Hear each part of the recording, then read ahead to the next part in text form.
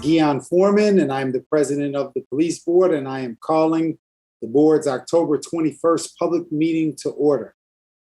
To protect the public's health in response to the COVID-19 pandemic, this meeting is taking place remotely. Pursuant to the Illinois Open Meetings Act, I have determined that holding this meeting in person is not practical nor prudent. The city of Chicago remains subject to the governor's disaster proclamation due to the COVID-19 pandemic, and the disease continues to be a threat, especially to the unvaccinated and people with certain health conditions. We are therefore having the meeting remotely this month. This meeting is open to the public via audio conference and is being carried live by CAN TV. Those participating by phone are on mute in order to reduce background noise and disruptions. We have a court reporter making a transcript of this meeting. In addition to the police board members, we have several city officials here with us this evening. I will begin by taking attendance so it is clear who is participating in this meeting. Please say here after I read your name. Police Board Vice President Paula Wolf. Here. Police Board Member Nanette Dorley. Maybe unmute. Here. All right, wonderful, wonderful. Board Member Michael Eady. Here. Board Member Steve Flores. Here. Board Member Andrea Zopp. Here. Superintendent of Police David Brown. Here. Chief Administrator of Civilian Office of Police Accountability Andrea Kirsten. Here. Deputy Inspector General for Public Safety Deborah Witzberg. Here. Chief of CPD's Bureau of Internal Affairs Karen Conal. Here. First Deputy Superintendent of Police Eric Carter. Here. Here. Chief of Chicago Police Department's Bureau of Patrol Brian McDermott. Here. Chief of Chicago Police Department's Bureau of Detectives Brendan Deanahan. Here. General Counsel to the Superintendent Dana O'Malley. Here. And Executive Director of the Police Board Max Caprone. Here. We will now proceed to the items on the meeting agenda. We will have time at the end of the meeting for public comments. Once again, those participating by phone are currently on mute in order to reduce background noise and disruptions. When we get to the public comment portion of the meeting, we will unmute each speaker. Is there a motion to approve the minutes of the board September 23rd regular public meeting? Paula Wolf, so moved. Michael Eady, second. All in favor, please say aye. Aye. Aye. Any opposed? Aye. The motion passes. Our next regular public meeting will be held on Thursday, November 18th at 7:30 p.m. Whether this will be an in-person meeting or a remote meeting will be determined closer to the meeting date. Is there a motion to close a series of executive sessions for the purposes of considering personnel matters and litigation as authorized by sections 2C1, 3, 4, and 11 of the Illinois Open Meetings Act? So moved, Paula Wolf. Second, Michael Eady. All in favor, please say aye. Aye. Aye. Aye. Any opposed? The motion passes. We're pleased to have Cecily Porter, the city's chief labor negotiator, here with us this evening to provide an overview of the city's contract with the Fraternal Order of Police that was recently approved. Cecily. Thank you, President. Good afternoon or good evening, everyone. I am Cecily Porter Adams, the city's chief labor negotiator, and I'm going to walk through some of the changes to the collective bargaining agreement with the Fraternal Order of Police. One of the first provisions that was changed is that we ended the ban on anonymous complaints. That is something that we had been living under for 40 years. Prior language allowed us to investigate anonymous complaints only if the allegations were criminal, involved medical abuse, or secondary employment. Now, with this language, we can investigate anonymous complaints. All that is required is that the appropriate official certify based on his or her review of the evidence in the preliminary investigation that continued investigation is necessary. There is protection for the officers in this, in that if discipline is imposed, the union can challenge the sufficiency of the certification through the arbitration process, namely, was it based upon a review of objective, verifiable evidence. But once the officer is notified of sustained allegations and recommended discipline, the union can request review of the evidence relied on by the head of the investigative agency who certified the continued investigation. But once the certification is made, we can investigate anonymous complaints. A second change that was made is that we modify the CBA to eliminate affidavits and provide for an expedited process for anonymous complaints and also for complaints where the complainant does not want to be identified. So the prior contract language required an affidavit override when a complainant refused to sign an affidavit. Here we change the language to eliminate an affidavit. When the complainant is anonymous or when the complainant does not want to disclose his or her identity, a certification process is used as I described above. This change is significant in that it allows investigations to continue not just for anonymous complaints, but also for complainants who, for whatever reason, do not want to have their identity disclosed. There is, like with the anonymous complaint, there is protection for officers that they can still challenge the sufficiency of that certification process. Another change in the CBA is that we ended the requirement of destroying disciplinary records. As you know, prior language required us to destroy disciplinary records after 5 years. And after much court litigation and challenges to this, it was ultimately decided that we don't have to destroy disciplinary records. So we just changed the language to comport what the court rulings had already found, and it eliminates any contractual language requiring destruction of documents. We also broadened the use of disciplinary records in cases involving police misconduct, including verbal abuse. And this is something we also achieved with the PBPA contract. The prior language allowed us to use sustained findings for a period of time, which is 5 years. Now, under this language, there is no limitation on how long we can use sustained findings. We also expanded the use of not sustained findings. Now we can use not sustained findings alleging criminal conduct, excessive force, and verbal abuse for up to 7 years for notice and credibility. The contract language, just as it is in the PBPA, does not allow us to use not sustained findings for promotions or making assignments, but they can be used for notice and credibility.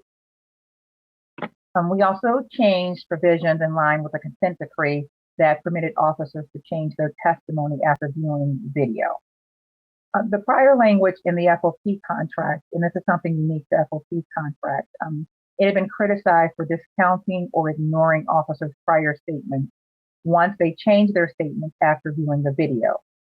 In the agreement that we've reached, it makes it clear that all statements, the original statement and any subsequent statement, will be considered for purposes of determining whether an officer willfully made a false statement about a material fact to the incident under investigation. So the criticism that prior statements were thrown out, we addressed that through this and made it clear that all statements will be considered. We also allowed the department to recognize officers who report misconduct.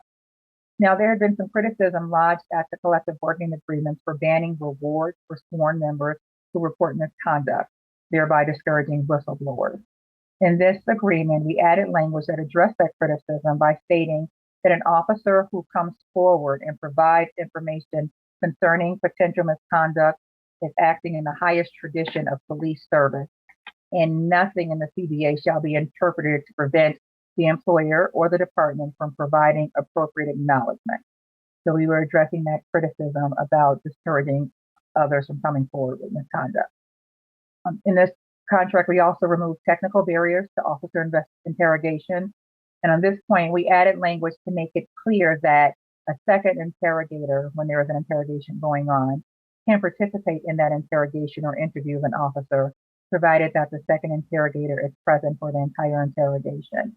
There had been some interpretation or thought process that the second interrogator could not be involved, just had to sit there, but we wanted to make it clear in the CBA that that wasn't the case.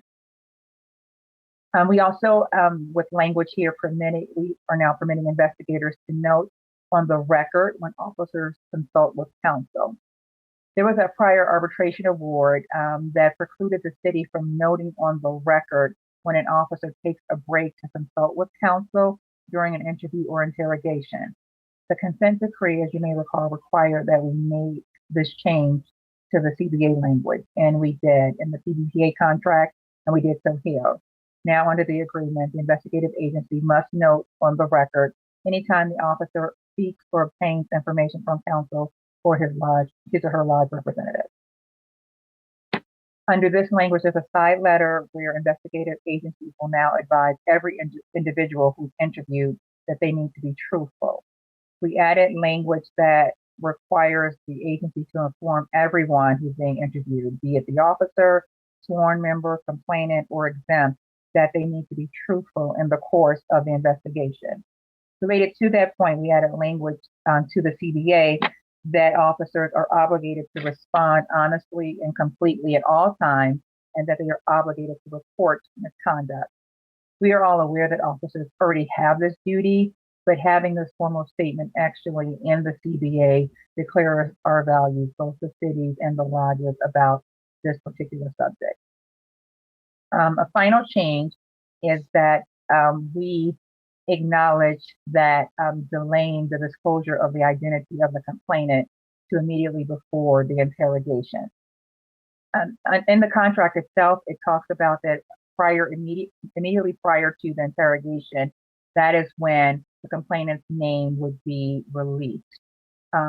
But we added language that this disclosure was subject to Appendix L, and in Appendix L, we make it clear that if a complainant does not wish to disclose his or her name, that disclosure will not be made.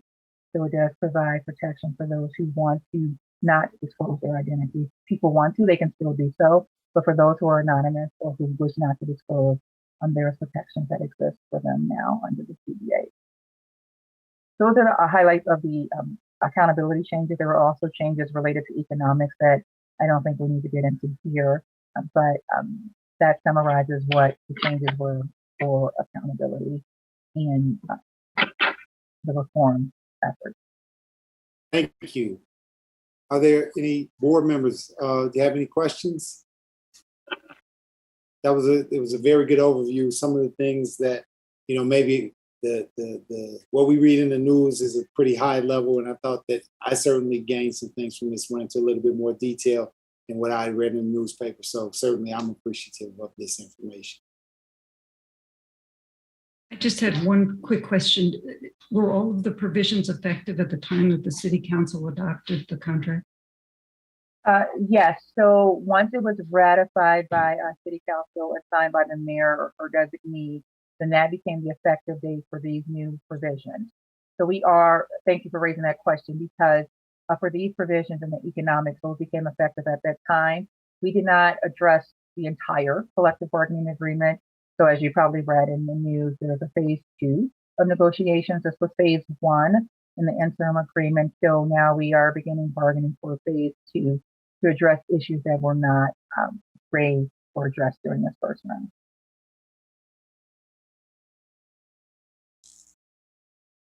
All right.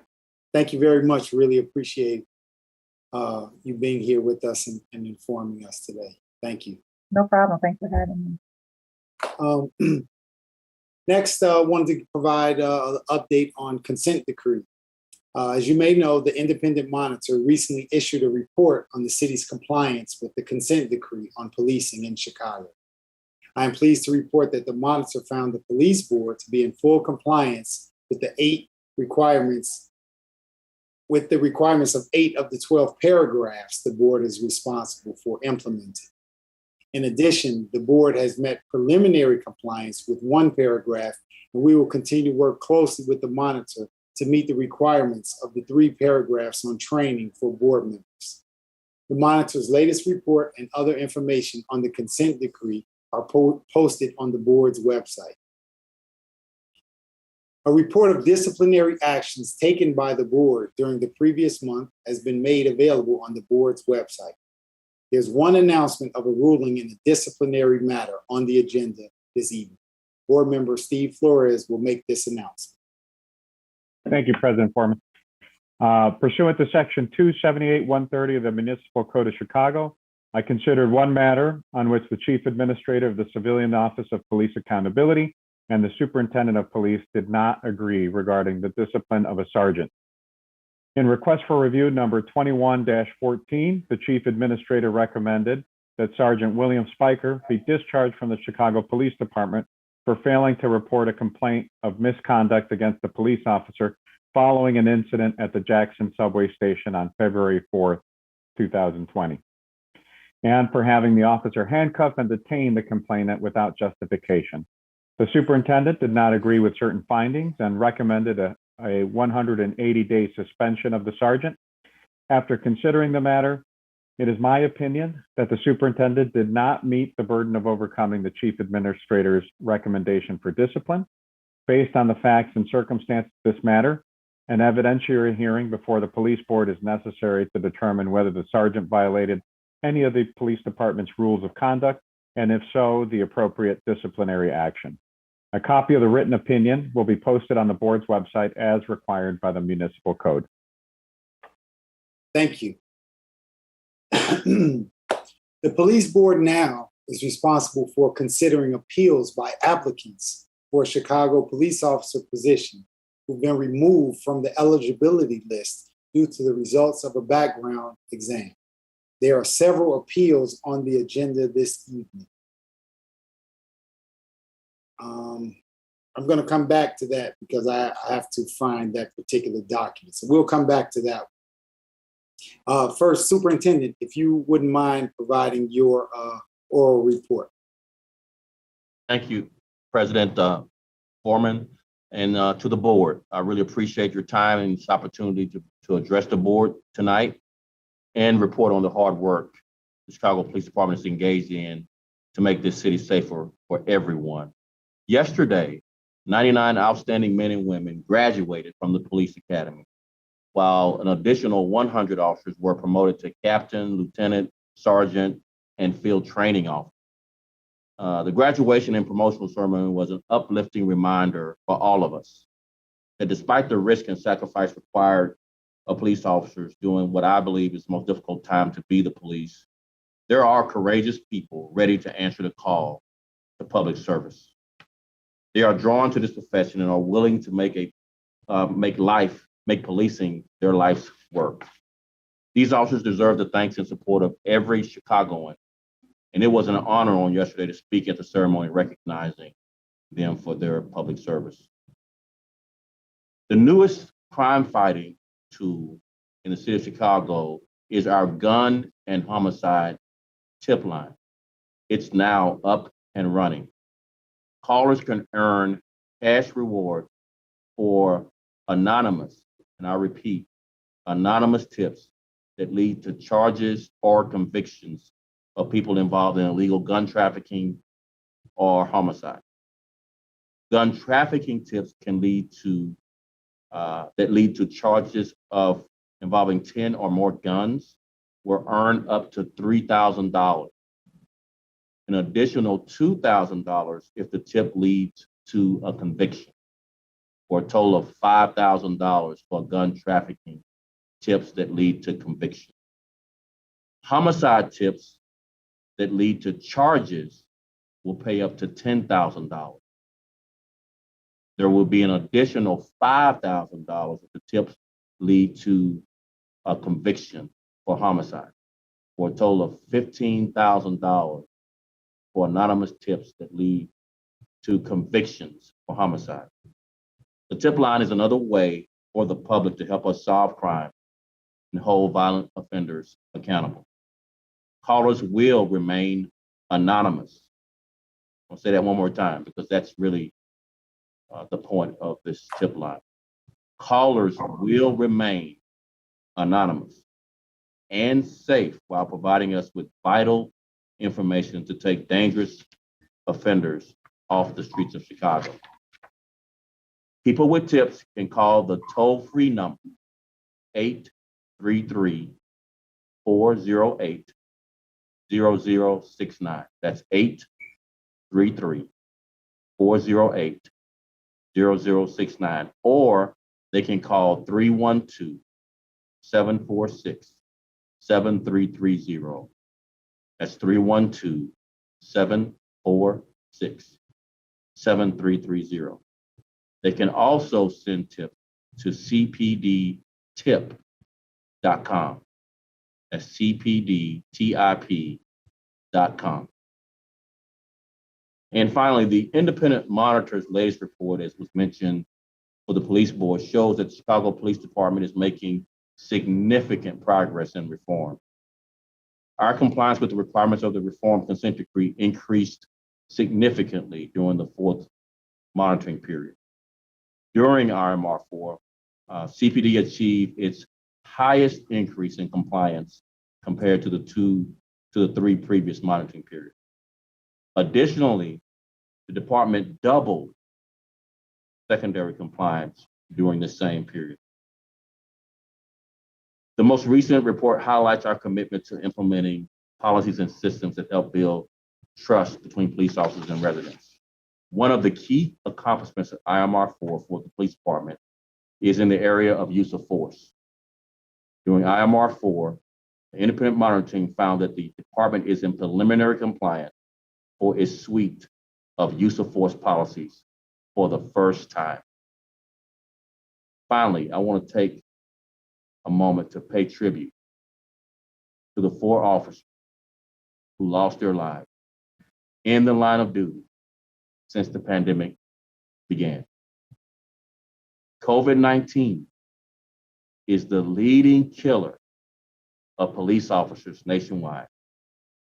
Our 4 officers died of COVID-19 in 2020, and they were honored recently at the National Police Memorial in Washington, D.C., which I attended with their family. Officer Marco DeFranco, Sergeant Clifford W. Martin, Officer Ronald Newman, and Field Training Officer Titus Moore also had their stars retired at the superintendent's honored star case ceremony and were honored at the department's candlelight vigil in September. Let's keep them and their families in your prayers. Thank you, and God bless the men and women of the Chicago Police Department. Thank you, Superintendent. Chief Kirsten. Thank you, President, and thank you, members of the board, for the opportunity to report out on COPA's updates for the last month.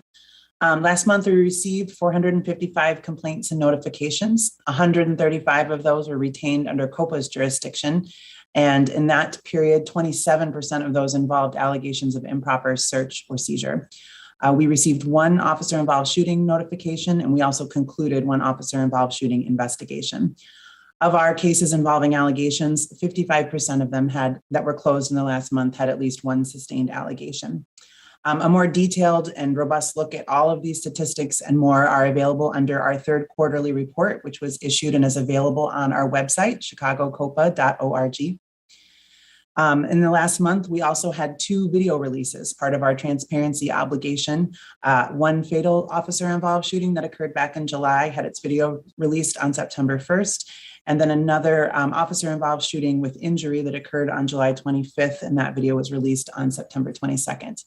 And in recent weeks, we did something that we do in all of our video releases, but that the public may not know as much about. And that is we met with the family of some upcoming video releases in order to kind of walk them through the process, explain how our investigative procedure works, how the broader system is going to take a look at the incident involving their family member or loved one, and then also affording those families the opportunity to view those videos, that are impacting their lives in a very personal way in private before that information becomes known to the public. This is some of the most unseen but truly important work of our staff here at COPA, and I wanted to take a moment to highlight that.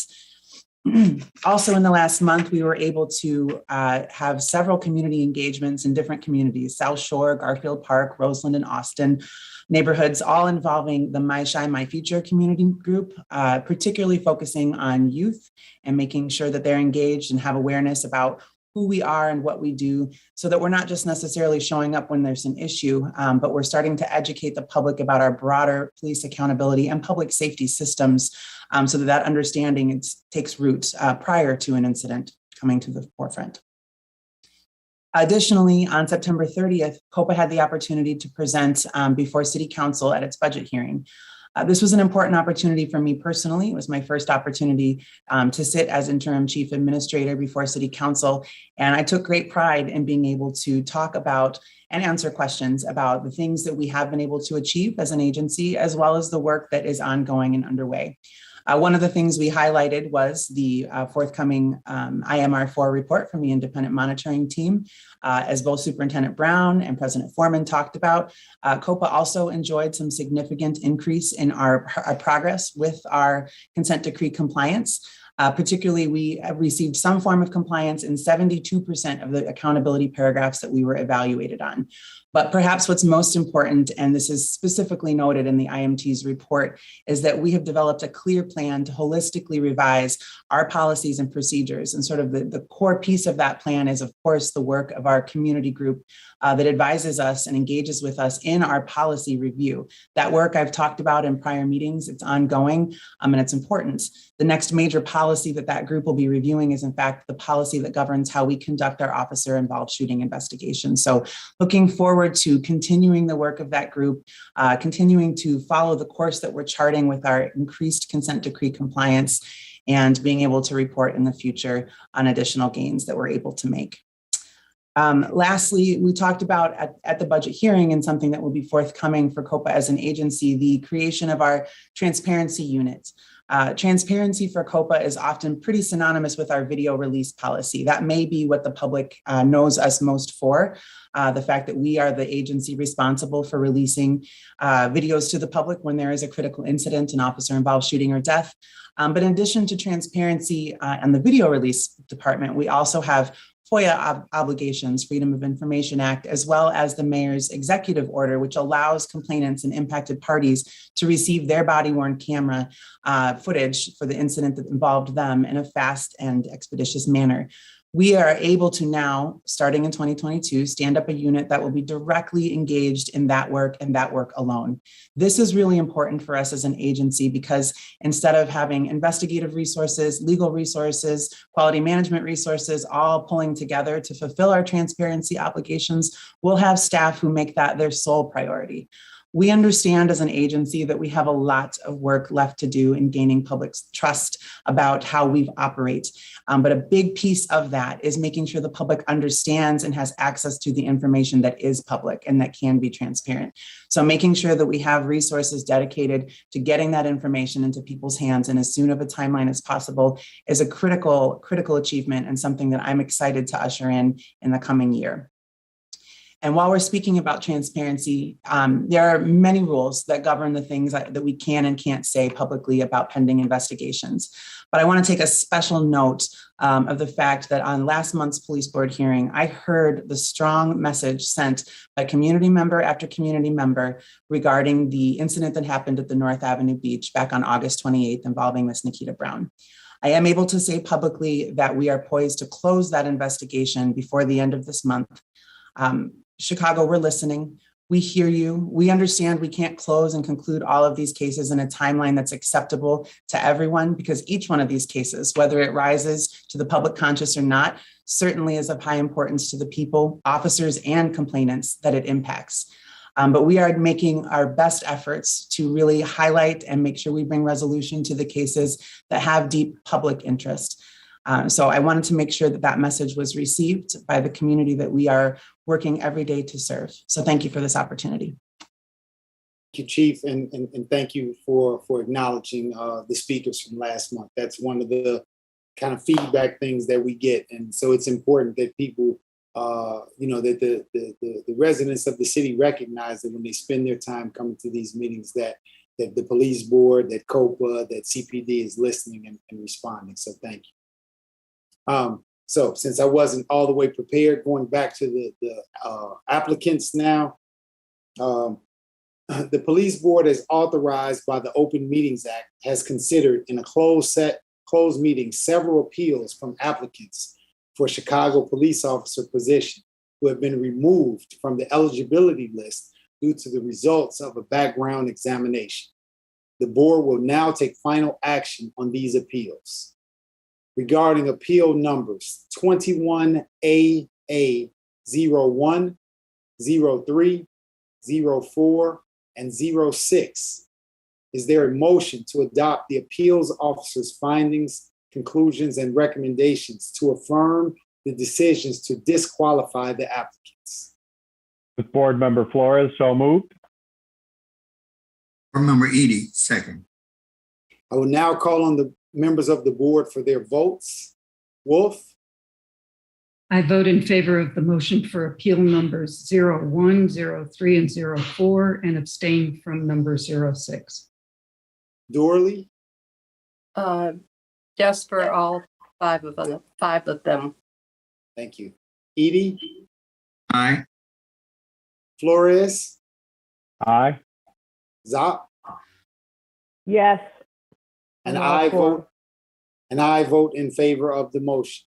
The motion passes. The written findings and decision in each of the appeals on which the board took final action this evening will be entered as of today's date, sent to the parties, and posted on the board's website within 5 days.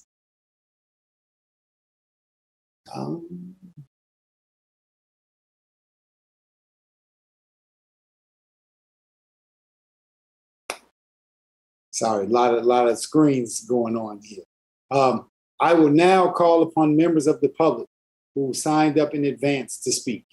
To make sure that we have time to hear from all speakers, I will hold us to a strict 2-minute limit this week on all speakers. Speakers, when I call on you, you can press *6 to unmute yourself. I will give a little notice right before, maybe 5 seconds, 10 seconds before, so you can start to wrap up your comments. The first speaker, Iris Berrios. Iris Berrios.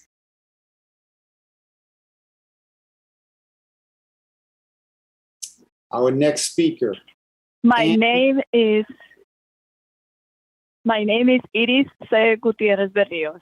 I am a queer Puerto Rican woman attorney, a survivor working with at-risk, traumatized, and trauma-induced populations with a personal and professional commitment to racial justice. I am an immigration attorney by vocation and a member of the Chicago Alliance Against Racist and Political Repression. Substance and not systemic exclusion. It's not too hard or too expensive for you to recognize where action is due, where the systemic abuse must start to show its breaks. Termination is not enough. Criminal charges are a necessity. Diker stopped his attack when people taking video flashed their vehicle lights. He let her go because he knew he had eyes on him. They let him know that they were watching. He didn't continue after that. What he wanted to do is attack. What he did, or worse. If he really wanted to arrest it, he should have arrested her. If he wanted to write a ticket, he would have done that. What he wanted to do was attack, because when the lights were flashed, he let her go and let her walk away. He knew he didn't have a reason to bring her in. We need a police board that listens and follows up with action. Criminal charges are your chance to act. Justice for Nikita Brown. Thank you. I will be clear, though, is that the police board, we do not have the ability to bring criminal charges. We deal with the disciplinary cases as it deals with employment, but the police board does not have the ability to bring criminal charges. Our next speaker, Andy Klinsman. Andy Klinsman. Next speaker, Narissa Allegretti. I apologize if I am saying your name incorrectly. Narissa Allegretti. Next speaker, Lara Hadadin. Lara Hadadin. Next speaker, Dodd McCloggin. Hello, can you all hear me? Yes, can hear you now. Yes. Yeah, hi, my name is Laura. I'm representing the U.S. Palestinian Community Network. I'm here today to demand that Bruce Deicher be fired and convicted for aggravated battery against Nikita Brown.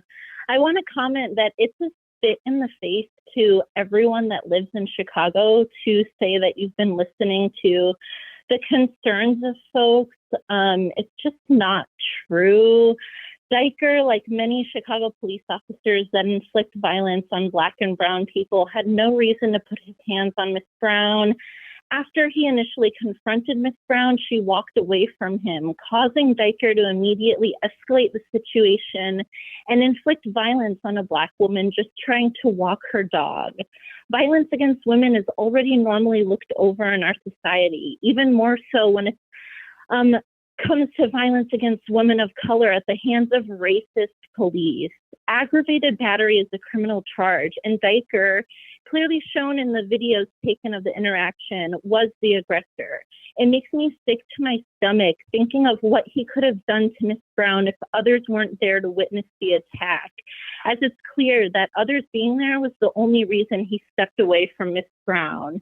Chicago's citywide strategic plan to address gender-based violence doesn't even mention Chicago police violence against women. And frankly, if stories like Anjanette Young and Nikita Brown's have taught us anything, it's that Chicago police officers feel too comfortable putting their hands on women of color, specifically Black women. I cannot stress how unacceptable this is, how absolutely ridiculous it is that next to nothing has been done about this act of violence. Nikita Brown and other Black and Brown people deserve to feel safe where they live. We're sick of Chicago police being able to do whatever they want, whenever they want, to whoever they want. And we call on Deicher to be fired and convicted for aggravated. Thank you. Our next speaker, Dodd McCloggin. Dodd McCloggin. Can you hear me? Can you hear me? Yes. Okay, my name is Dodd McColgan, and I'm a member of the Chicago Alliance Against Racist and Political Repression. Watching the video footage of Bruce Dummer's attack on Miss Nikita Brown and knowing the details surrounding the situation, I see a white officer who sought out a chance to attack a Black woman, walking her dog alone at night. A chance to make her feel small, to violate her space, to terrorize her, to threaten her with arrest, to punish her for standing up for herself, and to fundamentally change her relationship to what should be a public space. Bruce Dummer was not even assigned to patrol North Avenue Beach on the night of August 28th. He was meant to be on traffic duty. He stopped Nikita without cause, escalated the situation, battered her and damaged her property by knocking her phone out of her hands and to the ground, followed behind her, threatening to harass her with no grounds. There is no doubt in my mind he was the aggressor in this situation. Not only did he violate 10 of the CPD rules of conduct, he violated the federal consent decree, and he committed an aggravated battery against Ms. Brown. The city of Chicago developed an entire strategic plan to address gender-based violence, one that doesn't say a word about the sexual assault and harassment committed by its own CPD officers. How is the city going to improve law enforcement response to gender-based violence when officers like Bruce Deicher continue to violate Black and Brown women and Black and Brown people in general with impunity? This body, the superintendent, the mayor's office, and the state's attorney's office continue to fail to take swift and appropriate actions in response to the police terror inflicted on Black and Brown people in this city, and the specific violence brought against women by the overempowered batterers that the Chicago Police Department is chock full of. That adds up to aiding and abetting these crimes. Bruce Deicher didn't stop his assault on Miss Brown until he saw people nearby flash their lights at him. So here we are flashing our lights at you for your part in covering his violence up. The people of Chicago see what's going on here, and we will continue to bring light to it through our comments at meetings like these and through the new people-driven police accountability structure that the Empowering Communities for Public Safety Ordinance creates. Until the people brutalized by police can take full control of these bodies, then we will continue to place demands on you. Superintendent, fire Bruce Steiker. Send it to the state's attorney to try. Thank you. Our next speaker, Hankyo Song. Hankyo Song. Good evening. My name is Hangyar Song, and I'm here to speak about Officer Bruce Steiker. The more I learn about the incident on North Avenue Beach and about Officer Steiker's history of abuse, the more enraged I get as to why he has been allowed to remain on the force in the first place. Superintendent Brown did not take away Officer Steiker's police powers, merely putting him on desk duty, even though Officer Steiker broke 10 CPD rules, rules 1, 2, 3, 4, 8, 9, 10, 11, 12, and 14, as outlined by the public comments at last month's police board meeting. Steiker also has had more than 24 civilian complaints, including many excessive force against women, particularly Latina and Black women. Steiker was also charged on 3 counts of aggravated battery in 2008. With this clear history of abuse, why has Officer Steiker allowed to remain as a police officer? Why is he being allowed to remain on the force now? Ms. Brown had every right to walk out that park safe and sound, but Officer Steiker violated many of her rights to prevent that from happening, including violating her First Amendment rights by smacking down her phone and going against what is outlined in the consent decree for officers to de-escalate. Officer Steiker escalated the situation by repeatedly verbally threatening Ms. Brown before he physically assaulted her. Ms. Brown had every right and every strength to remain standing during Steiker's attack, and I'm grateful for her strength in all counts, physical, mental, and emotional, that she remained standing, because we don't know what would have happened if she was taken down. That was a life-threatening situation, and I'm grateful that she survived. I'm here to demand that the bodies here take action to prevent incidents like this from happening in the future, and so that Ms. Brown can get some semblance of justice. I demand that 1, COPA recommends that Bruce Steiker is fired. 2, the superintendent fires Steiker. 3, the police board uphold that decision. And 4, COPA should engage the state's attorney to charge Steiker for aggravated battery. Thank you so much. Thank you. Just to be clear, it's not the superintendent who would fire any officer. It would, if termination is what is recommended, it would be the police board who would make that decision.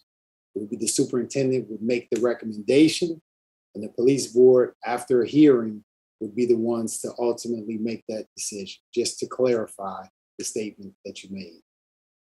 Next speaker, Krista Noel. Krista Noel. Our next speaker, Jasmine Salas. Jasmine Salas. Hello, can you hear me? Yes, ma'am. Hi, my name is Jasmine Salas. I'm a resident of Chicago and a member of the Chicago Alliance Against Racist and Political Repression.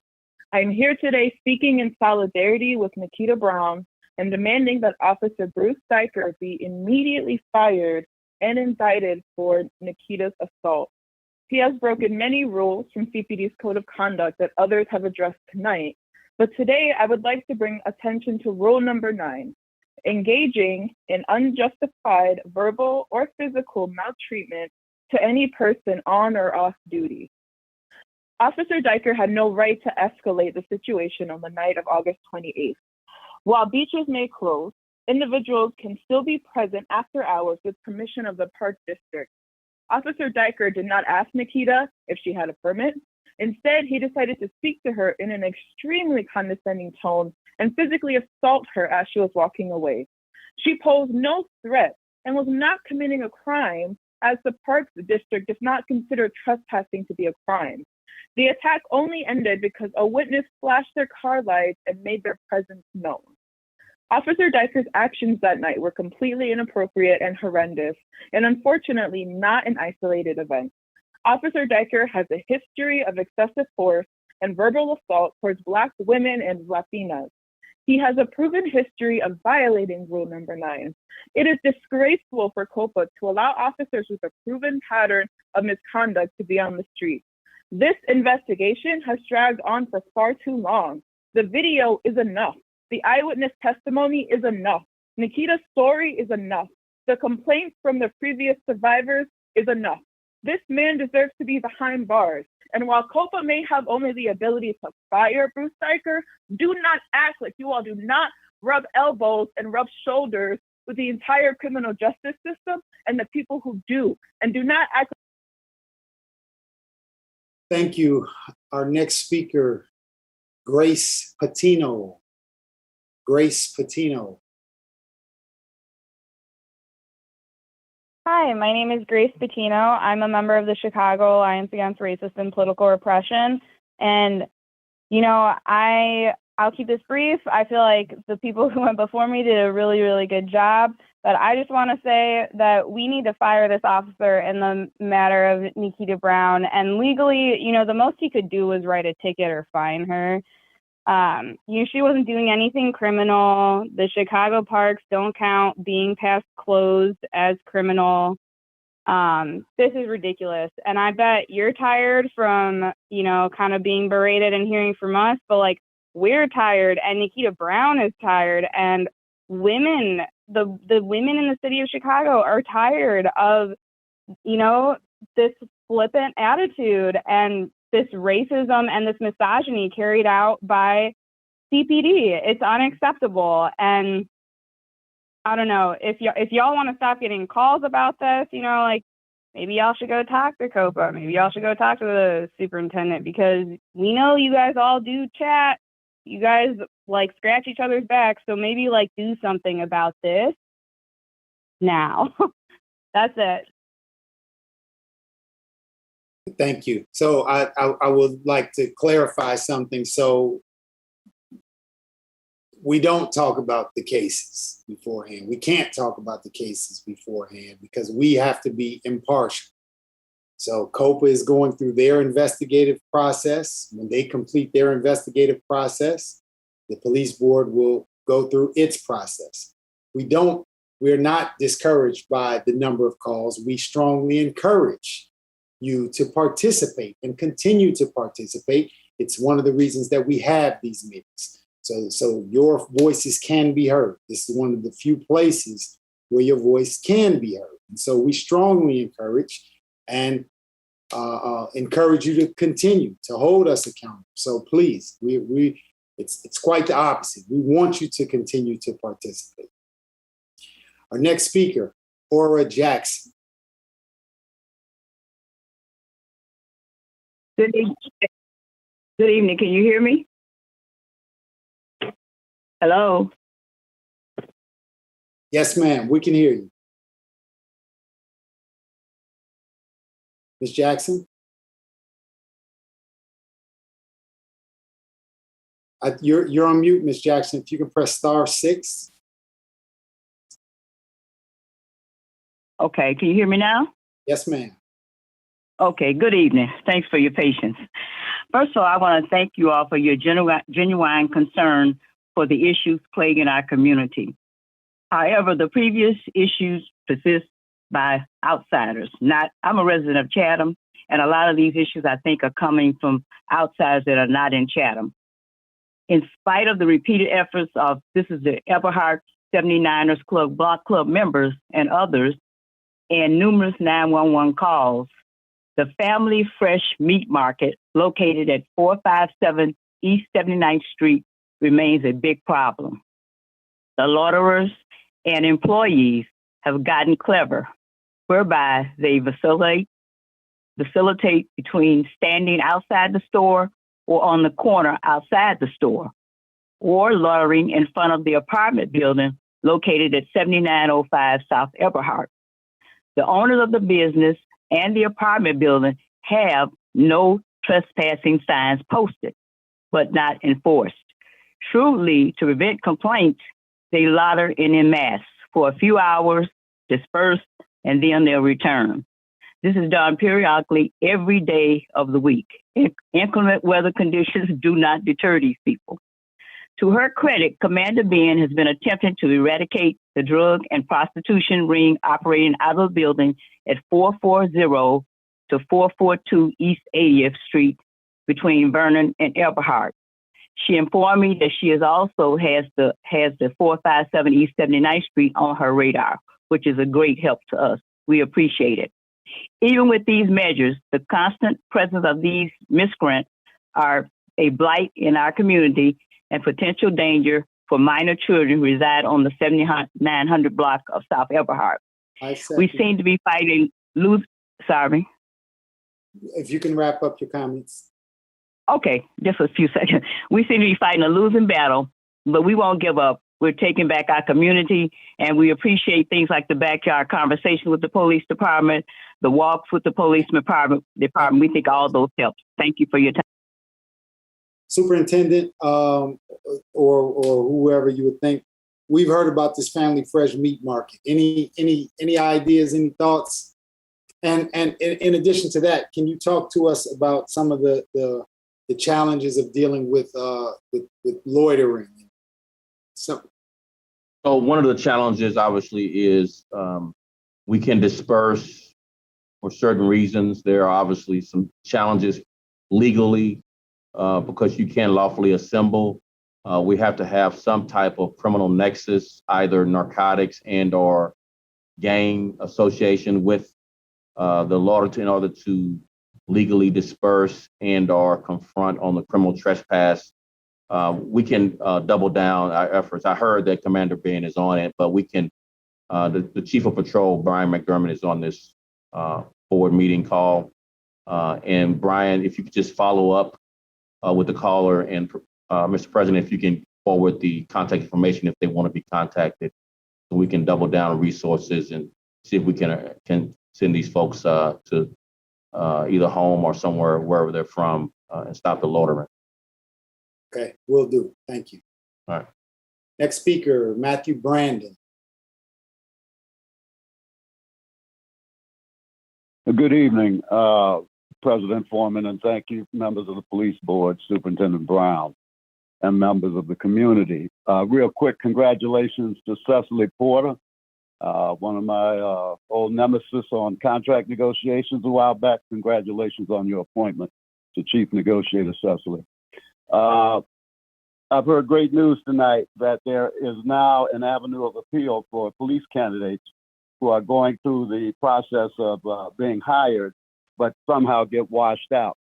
I think there needs to be a little bit more tweaking of that. There has to be a member or a couple of members of the community involved in that hearing panel. We're still working with CPD to bring community and police together to find solutions for the issues impacting our communities negatively. That 457 East 79th Street, it's not just the police problem. We try to get city agencies out to help. The police always come. Commander Ben has been excellent. The DCOs, the CAPS program, everybody come. But we need to get those other city agencies involved. The police can't do it alone. So we hope that whoever has any influence on the administration tells them to shake up the building department and other agencies that are responsible for looking at these places. That would help us tremendously. Hoping to return soon to in-person meetings, and we're working to expand the delivery of information to our youth on the ongoing recruitment efforts of CPD, working with working with Deputy Chief Yolanda Talley, Deputy Chief Snelling, and others to get that information out. And to the men and women in blue, thank you for the job that you do. Stay safe out there, and the bad eggs will go. Thank you. Thank you. Max, can we ask if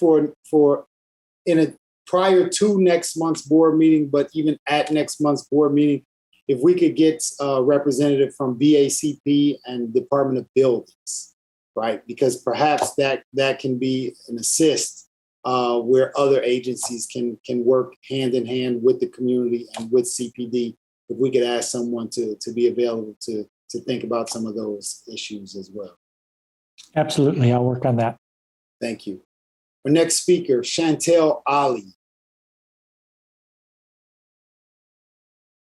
Chantel Ali, if you can press *6 to unmute.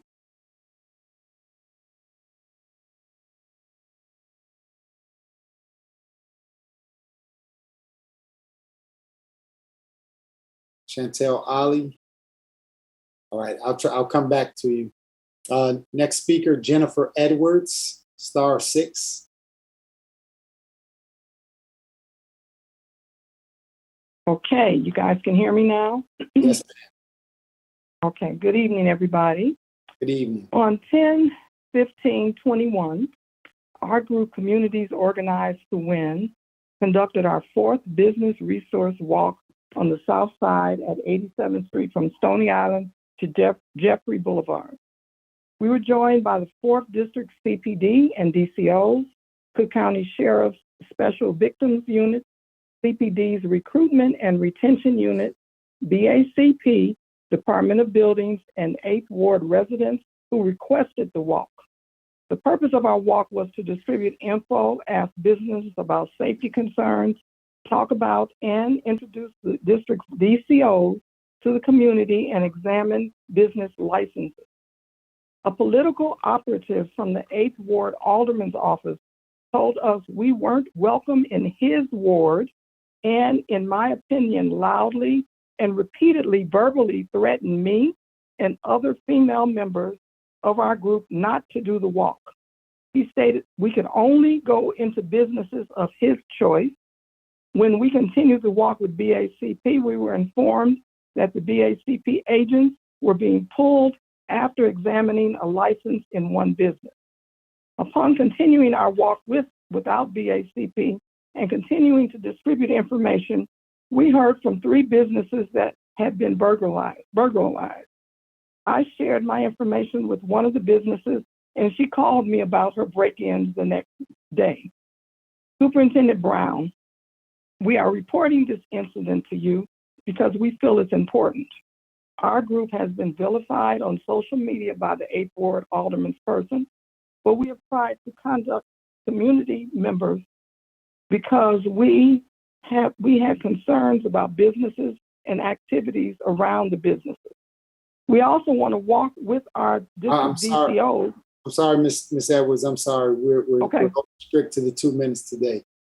Thank you. Okay, thank you. And I know that you know how to get in touch with us and the superintendent as well.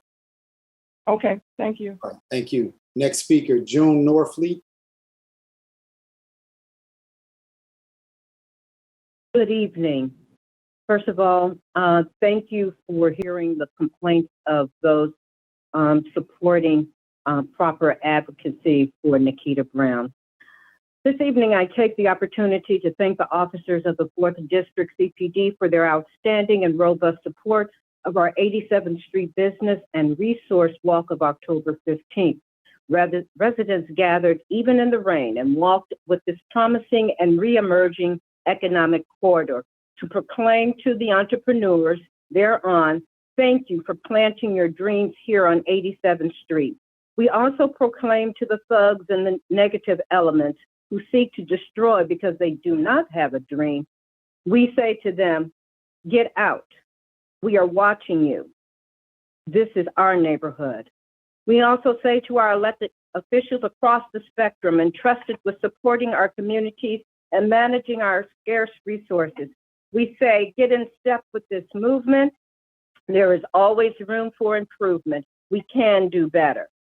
Since we started these walks with the help of BACP and CPD, Communities Organized to Win has gained much knowledge, and we share that knowledge with others so that they will know what our civic agencies and businesses are supposed to do in service to us. We thank you, CPD. To those who attempt to divide our community, you will not succeed because no weapon formed will succeed. On another note, I want to thank the officers who, despite the challenges, honor their oath and desire to promote and sustain a high quality of life in our city. In my opinion, if you live in this city, you are my neighbor. So I say to my neighbors, the CPD officers who are considering to follow unwise counsel of a union which has weaponized an illness, I say, please comply with the city's reasonable request. Let us resist succumbing to the word on the street that CPD never meant to serve and protect. They always meant to self-serve and neglect. I pray that is not the issue. I urge our officers to think critically, have courage, do not follow the crowd. And remember, no weapon formed shall prosper. Work on moving Chicago forward. Thank you and be well all this evening. Thank you. Thank you very much. Our next speaker, CC Edwards. CC Edwards. Next speaker, Lena Bivens. Yeah. Hello. Oh, I'm Can sorry. you hear me okay? Yes. You can hear me, right, President Foreman? Okay. Yeah, this is C.C. Edwards, and I'm the president of the Grand Clarkson Park Advisory Council and the Chicago Parks Consortium. But basically, I'm also Sorry, Ms. Edwards, can you speak a little? Ms. Edwards, can you speak a want little me to speak louder? up more? Yes, please. Okay, and I'm also a supporting member of our CAPS in our 6th district. And my comment is pretty short. I want to thank the 6th District Commander Ben and also Commander Watson for their outstanding coverage of incidents that we had pre-COVID and during COVID of 75th Street. 75th Street between Cottage Grove and State Street has become a hot spot of violence and aggravated battery with firearms and assault. And we are trying very desperately, Superintendent Brown, to minimize that. Now, what we found was that there is a shortage of officers in both the districts, and especially in 6. And anything you can do to send some of those 99 officers that way would really help us to continue the work that we've been working on, along with CAL, the Citizens Organized to Win, who have been very instrumental in helping us to get the sheriff, the county, the state, the city to get involved. Some of those businesses need to be, their licenses need to be checked. They're not following the law, and we have a lot of violence. So those are some of the concerns. Also, along 75th Street, we have a lot of shots, random shots being fired.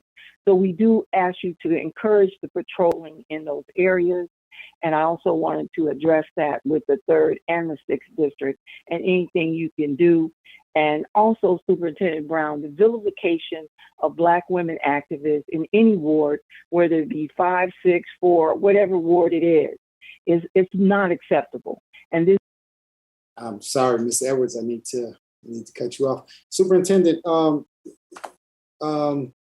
Ms. Edwards spoke about a shortage, a police officer shortage in a particular district. I know that's something that you hear across a lot of districts probably. You want to speak to how are you addressing that? Sure, and it's really important today to address it. We held our first in-person test for police officer since the pandemic began today. And we'll have in-person testing tomorrow and the 23rd. And then we'll have in-person testing again the first week of December. So I would encourage any and all to get on our website if you're so inclined or know someone who's interested in being a Chicago police officer. That's one thing, we're recruiting and holding in-person tests. But we do have a pipeline of recruit classes that are graduating, and we had a group of 99 graduate. And yes, the 6th district and the 3rd district are on our list of districts to increase their number of officers. Thank you. Next speaker, Lena Bivens. Hello, Lena, Westwood Line. On last Wednesday, coming from flag football, I am 45 years old. I was exiting on 63rd in the Dan Ryan, about to make a left. I was stopped at the red light, and something told me, Lena, pay attention, you're at the red light by yourself. About 3 seconds later, a car came up on the side of me shooting gunshots. Pop, pop, pop, right next to me. I began to duck, look. I was afraid. I didn't know if I was shot, anything that mattered. They ran the red light, still shooting, swerving. It looked like someone was shooting out the right side of the car. I got home. I was overwhelmed, frustrated, mad, angry, cried, all those things above. The next morning, I got up, seeing on the TV that there was some action on the Dan Ryan between 67 and 69th. I did sent in the information anonymously. I called one of the police officers I'm familiar with at the 3rd district. The other day, I looked on Citizen, and the same type of vehicle that I reported had grazed a child in Inglewood.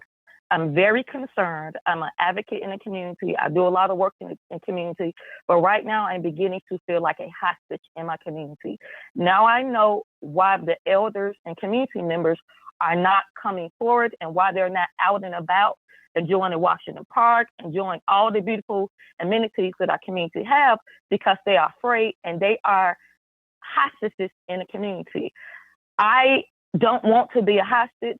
I know the police have a lot of things going on, but it seems that I'm asking that with those 99 individuals or other community police officers, ask those people who want to be in distress in poor, impoverished community. Woodlawn ain't that bad. I've come from the west side of worse communities, but at 45 years old, trying to enjoy my life, enjoy my community, a homeowner, is becoming overwhelming that we don't have police officers who want to be in poor and impoverished communities.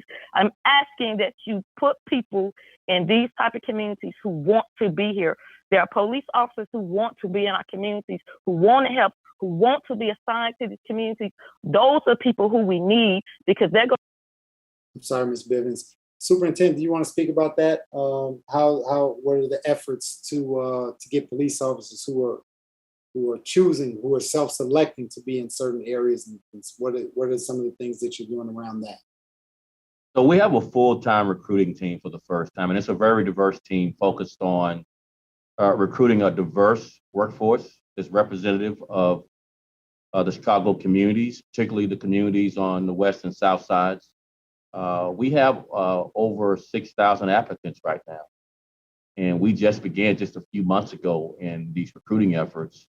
Our goal is to get upwards of 10,000 applicants in the next several weeks, so that through the vetting process, we can get what the caller is saying, is someone who wants to be in these neighborhoods, who's representative of the neighborhoods, as well as, we're really focusing on hiring more women as well, so that we can, improve our ability to relate to people in the community. The caller hit the nail on the head. You got to want to do this job. It's a calling. It's not just a job. It's something that you have to want to do. And we believe we're getting those candidates. And any help this board and any of the callers can provide in recruiting that type of candidate to be a police officer, we much appreciate it. Yeah, so Ms. Bivens, I actually saw on the next door neighborhood, I saw the video that you posted about the incident. And I called someone over in the 3rd District, and one of the CAPS officers in the 3rd District. And the 3rd District is an example that I've seen myself personally, where officers are self-selecting to go there and self-selecting to stay there. So I would encourage you, as you're in Woodlawn, to participate. I don't remember the name of the group, but there's a weekly meeting in the 3rd District where community members and police officers are getting together and talking about some of the issues. So I would strongly encourage you to reach out to the 3rd District CAPS office as well. Next speaker, Flora Suttle. Flora Suttle, you can press *6.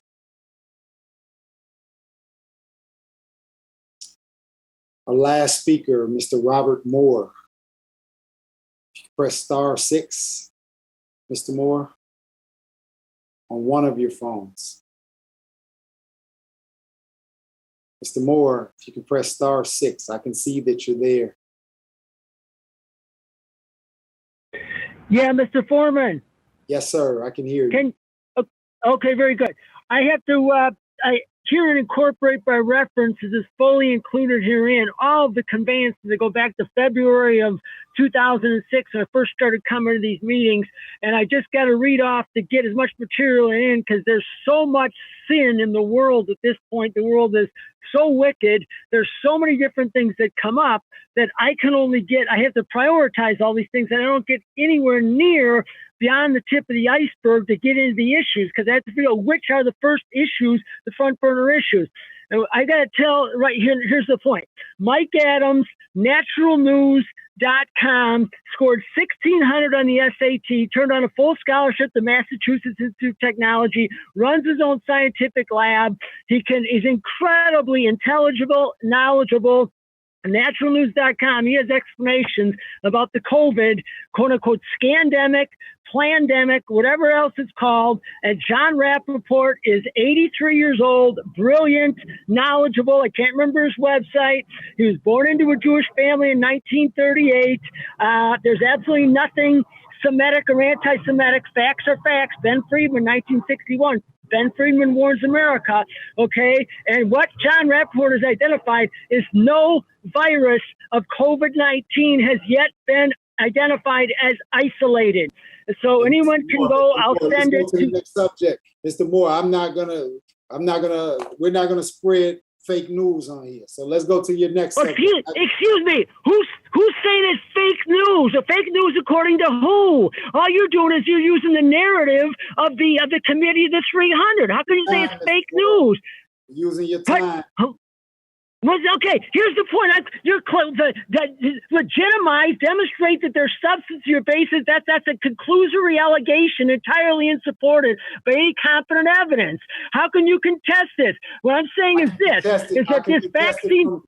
I can contest it. Superintendent spoke about 4 officers who lost their life from COVID last year. So I can use that as I can use that as the proof. Okay. At this point in time, all members of the public who signed up in advance to speak have been called. Is there a motion to adjourn? Oh, Wolf, I so move. Is there a second? Second. Thank you very much. The motion passes and the meeting is adjourned. Have a great week, everyone. Thank you.